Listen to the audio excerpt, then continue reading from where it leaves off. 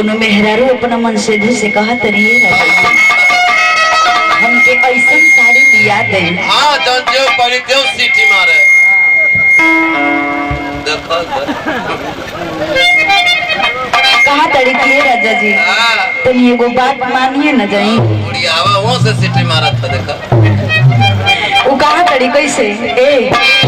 कि कहली साड़ी लहंगा राजा वो कमर में छिप जा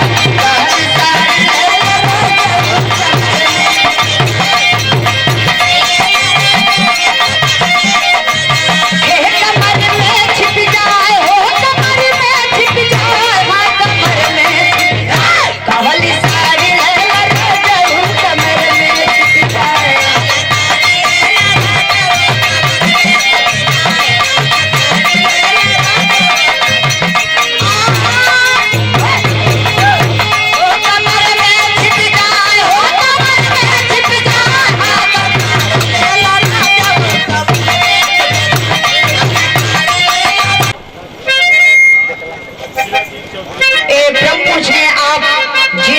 चौधरी साहब की ओर से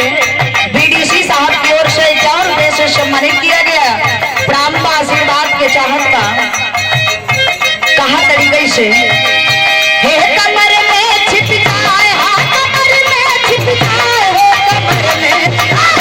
कहली साड़ी लहंगा राजा कमर में छिप जाए कहली साड़ी लहंगा राजा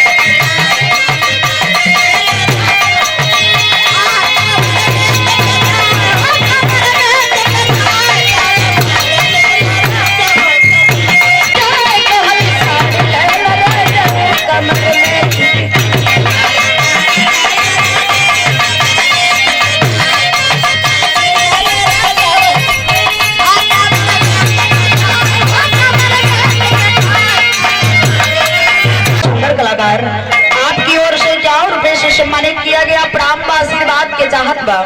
काजी